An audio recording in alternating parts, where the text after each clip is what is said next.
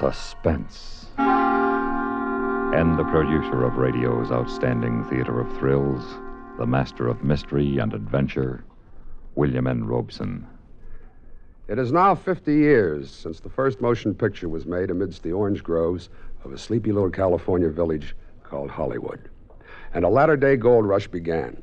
Hollywood quickly became a sprawling, brawling boom town. True to the tradition of the Western frontier, a tradition it helped to create and has fondly fostered, Hollywood lived violently. And not a few of its citizens died violently, with and sometimes without their boots on. The stakes were high, worldwide fame and undreamt-of fortune. And the passions that poured onto the silver screen sometimes spilled over into private lives with lethal results. Of such passions and such results you are about to hear. And who better to tell this story than a man who was there?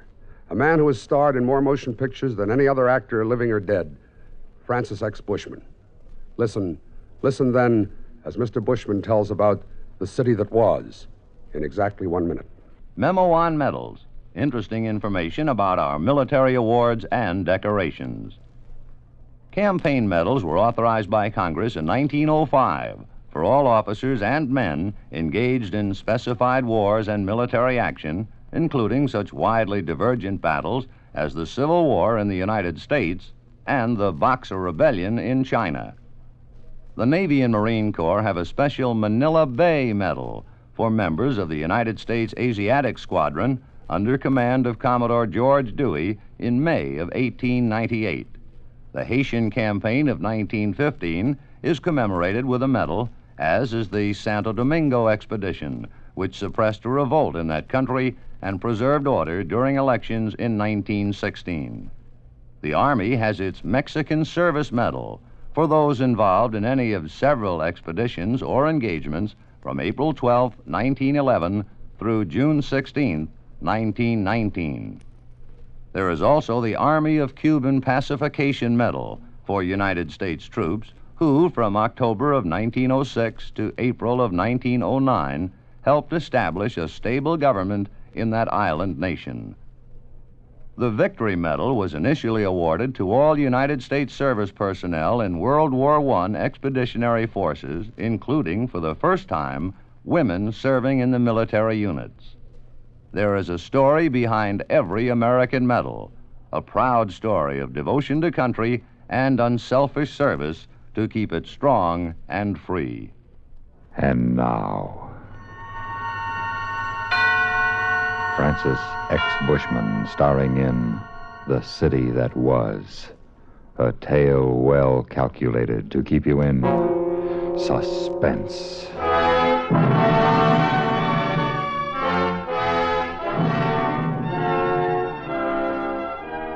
Remember? Yes, I remember the Hollywood of 35 years ago. There was the town for you. It flamed with color, it bubbled with intrigue, and it frequently simmered with sin. Gods and goddesses strolled the boulevard in those days and rode to the studio their $20,000 custom-built Rolls Royces. It was the era of Valentino and Mabel Normand and Wallace Reed, of Barbara Lamar and William Desmond Taylor and William S. Hart, and the great vamps, Nita Naldi, Pola Negri, and Theda Bara. It was the era, too, of Anthony Kendall, matinee idol, turned movie king, and his leading lady, Rena Chalfant, who used to be called the golden flame of the silver screen. You must remember them, and how they were tied up with that Korsakoff killing. Well, all the facts of that cause célèbre were not told at the time, but they can be told now. And this is what really happened that rainy night in November, 35 years ago. Tony and Rena had finished the long day's shooting. It was nearly 7 o'clock when Tony tooled his big white Cunningham Roadster into the driveway of his Whitley Heights estate.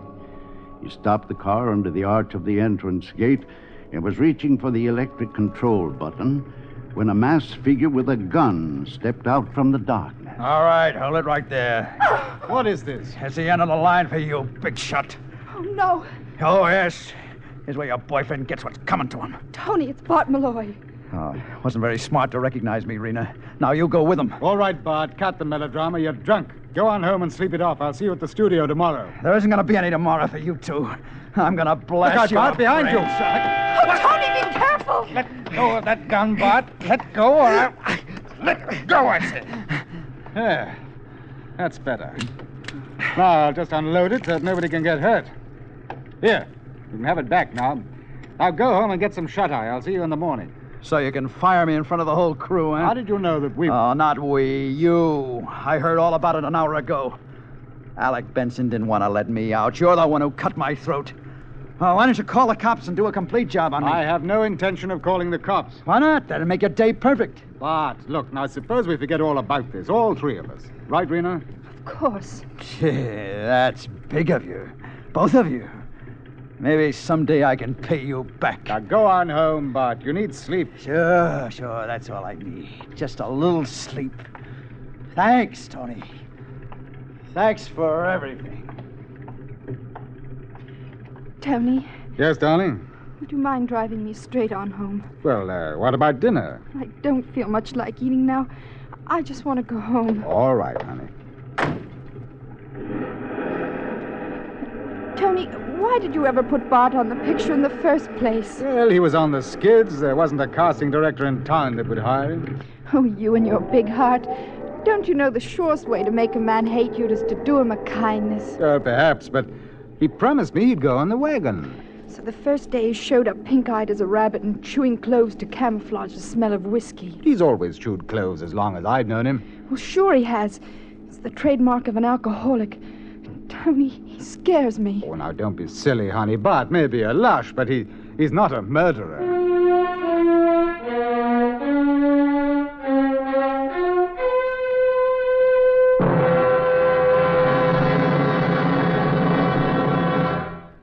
In a moment, we continue with the second act of Suspense. Another visit with Joe and Daphne Forsythe. Ooh, ow, ouch, ooh. What's wrong, Joe? Daphne, have you been using my razor again? Just a little. I was peeling peaches. Oh, fine. Why didn't you change the blade? It feels like you've been sharpening pencils with this thing. Now, just a minute, buddy. It was you who said we could use more economy around here. And I've been saving wherever I can. And by shaving the skin off the peaches... But look at my face. Think how the Red Cross could have used all this blood. It's your own fault. You and your economy. Well, being penny conscious isn't such a bad idea. Not if you use common sense. Take savings bonds, for instance. Here it comes. Go right ahead and scoff. But I got 8 million Americans who agree with me. We all buy savings bonds on the payroll saving plan because we know that investing in bonds is the best way to use our money. We could use some of that money around here. Well, maybe, or maybe we just think we can. When we buy bonds, we guarantee we'll have the money in the future, when we'll certainly need it more. Stop waving that razor. You're splattering me with soap. Well, I don't mean to get excited, but who wouldn't? Where else can a man make an investment that's guaranteed to pay off $4 for every 3? And guaranteed by the credit of the whole U.S. of A. So there. Bravo! Bravo! All right. Now let me change the blade and get back to shaving. I think I'll stay and watch. Why? Because you're so cute when you cut yourself. Oh, fine. And now, Act 2 of The City That Was, starring Francis X. Bushman. A tale well calculated to keep you in suspense.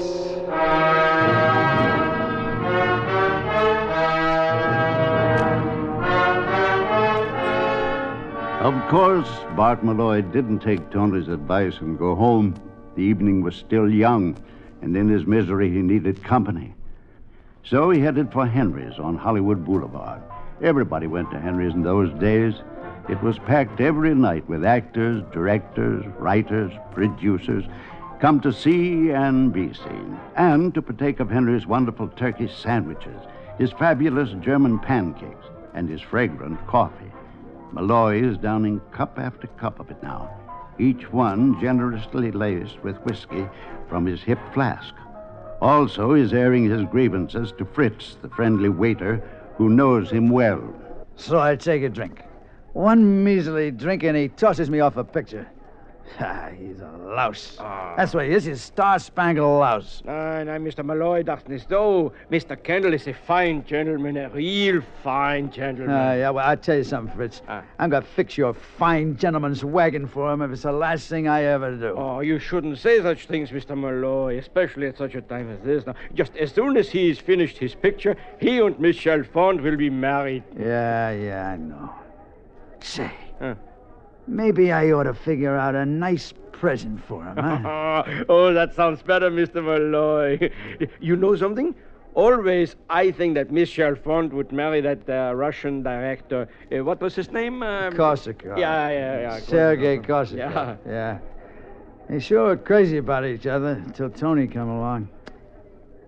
Fritz. You may not know it, but you have just given me a terrific idea. Bart Malloy lost no time in putting his terrific idea into action.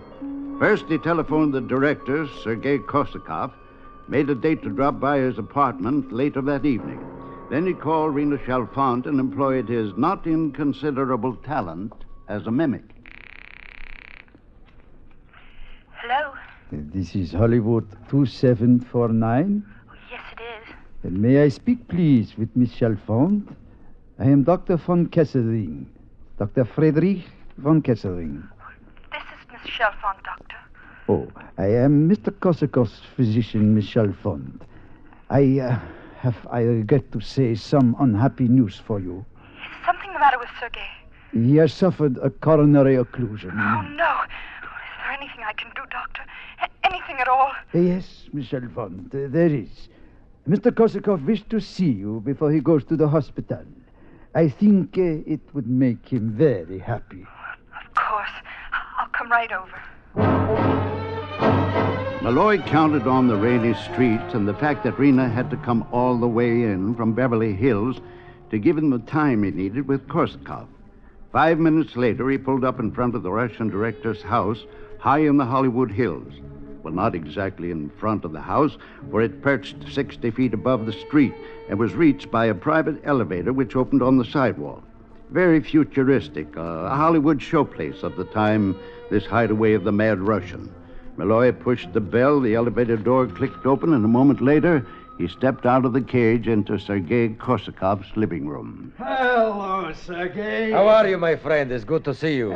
Good to see you. Why is this a lousy night? For me, it's perfect. I sit before fire and try to solve chess problems. You will have tea? Over there's samovar. Tea? Also brandy, whiskey, vodka. Choose for yourself. Well, maybe just a little one, just cut the fog. Good. Now, sit down and tell me why you called me. Well, I need some advice. I'll be glad to give you any kind of advice that you would It's like this, see. I'm going to come out of this picture with a great deal of dough. And you told me you've been buying real estate, remember? Da. I have bought quite a bit of property in Santa Monica. Santa Monica? Oh, no, that's too far out. Like the San Fernando Valley. Now, you can't tell me people are ever going all the way out there. Hey, I thought you said you were going to be alone tonight. I expect no one. Maybe your luck's changing, huh, boy? Don't get up. I'll send the elevator back down, and then I'll slip out the servants' entrance. But I assure you, Yes, I know. It's probably a maiden aunt just in from Vladivostok. Just the same, I'll go out the back way so as not to embarrass a lady. You have dirty mind, my friend. I would suggest that you... Bart, what does it mean? The gun. I guess you might say it means goodbye, Sergei.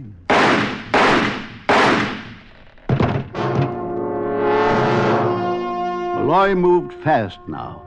He wiped his fingerprints from the smoking gun and from the whiskey glass. Then he dropped the gun to the floor and headed for the service entrance. He was gone when the elevator stopped, and Rena walked into the living room to discover Sergei's bullet-riddled body sprawled on the floor. When the police arrived, summoned by a neighbor who heard the shooting, they found her there, gun in hand, kneeling over the body, sobbing over and over, Who did it, Sergei? Who did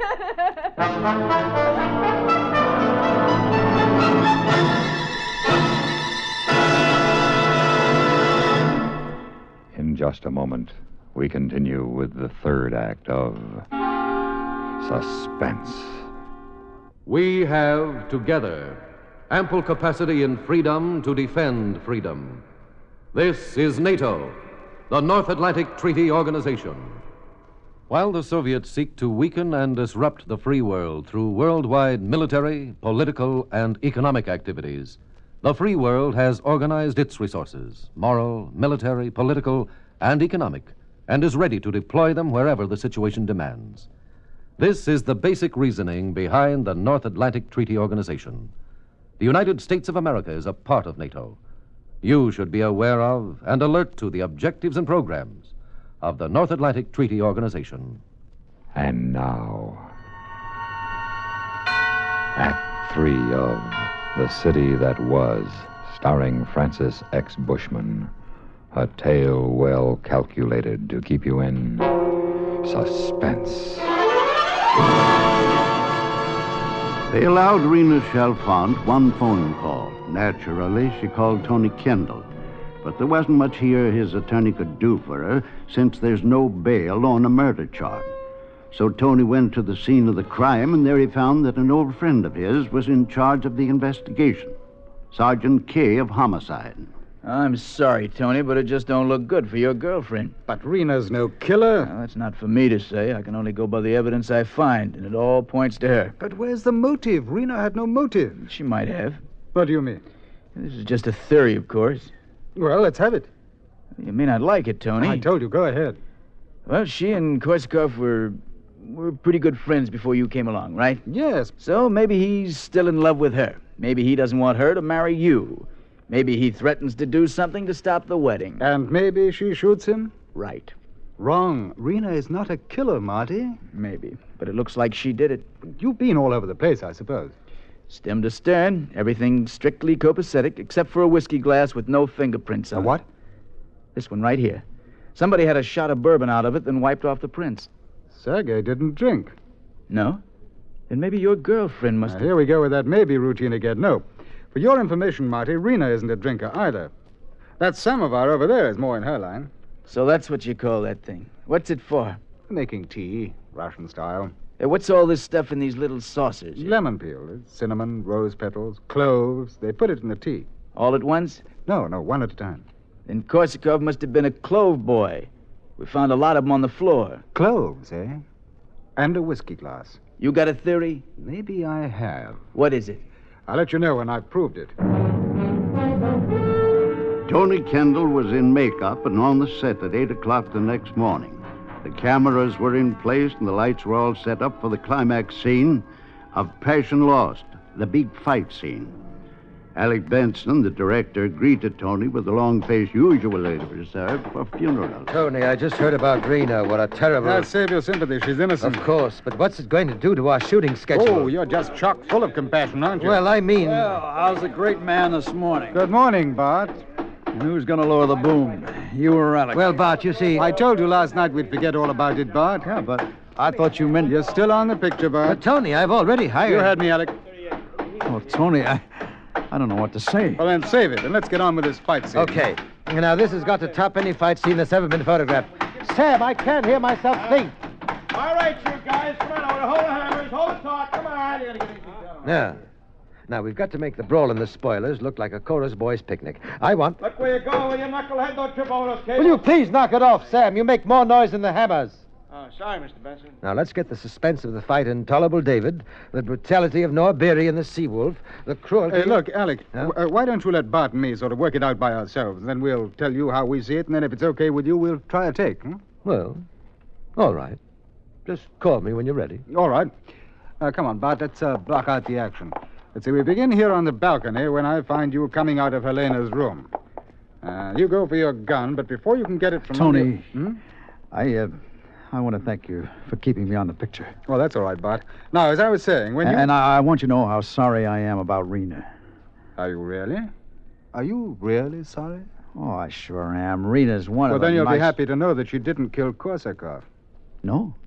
Well, then, who did? You, Malloy. What? You killed him. Oh, you must be out of your mind. What would I want to do a thing like that for? You killed him, and then you framed Rena. You did it for revenge to get back at me. Why, you're talking like a maniac. Am I? What about the cloves that dropped out of your pocket onto the floor? Well, Korsakov had cloves, too. They were right there by that samovar. That's it. You were there, Malloy. And you killed him. Well, you try and prove it. I won't have to prove it. You're going to admit it. Oh, I am, eh? That's right. I'm going to beat the truth out of you, right? You keep away from me, Kendall. You can't... Oh, I'm going to fix that pretty face of yours. Hey, Mr. Benson, hey, look. Over there on the set. Well, for the love of... Hey, wait a minute, Tony. Hold it, boys, until we can... It ain't holding, Mr. Benson. Wow, what a wallop. Oh, boy, that sure looked real, didn't it, huh? What are we standing there for? Let's get it on film. Lights! Larry, Paul, start cranking those cameras. All right, you guys, you heard Mr. Benson. Come on, lights, camera. That's fine, Bart. Slam his head against the pillar. Good. Now bring one up, Tony. Bring it up from your heels. That's the idea, real haymaker. You did you, Malloy. You killed him. Oh, get your hands off my throat. I can't You tell me the truth, Malloy. You give it to me straight or I'll kill you here and Go now. easy on that strangle, Tony. The senses in Iowa may squawk about it. Come on, Malloy. This is your last Yes, chance. yes, I did it. I did it. Cut. All right, stabilize. Now, look, Tony, I realize I'm only the director around here, but even so, would you mind letting me in on... You tell him, Malloy. You tell him or I'll... Yeah, I killed Korsakov. Call Monty Kay, will you? Tell him we've got his killer for him, and you better have a couple of the boys keep an eye on Malloy until he gets here. What are you going to do? Me? I'm going over and get my girl out of the jailhouse. And there you have it, ladies and gentlemen, a story out of the Hollywood of the 20s. The city that was. As you know, Rena and Tona Kendall are still one of the film capital's happiest couples. As a matter of fact, I had tea with them last week. Rena served from a great brass samovar. I had my choice of sugar and cream and rum, of course. And then there were small china bowls filled with slivers of lemon peel and dried rose petals and sticks of cinnamon. But do you know something strange? There weren't any cloves.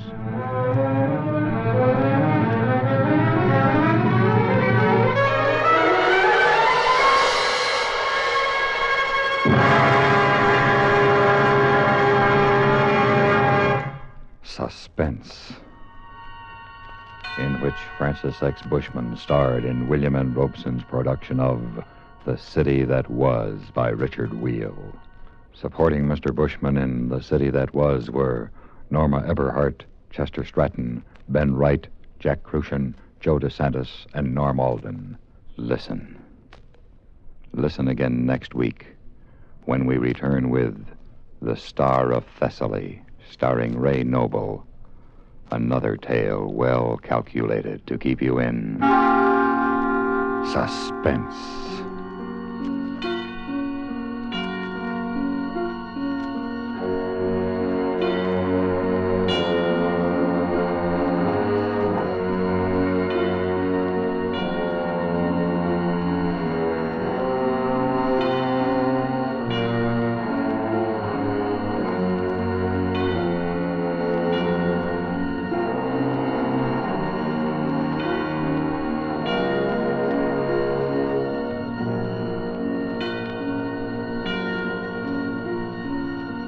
Suspense has been brought to you through the worldwide facilities of the United States Armed Forces Radio and Television Service.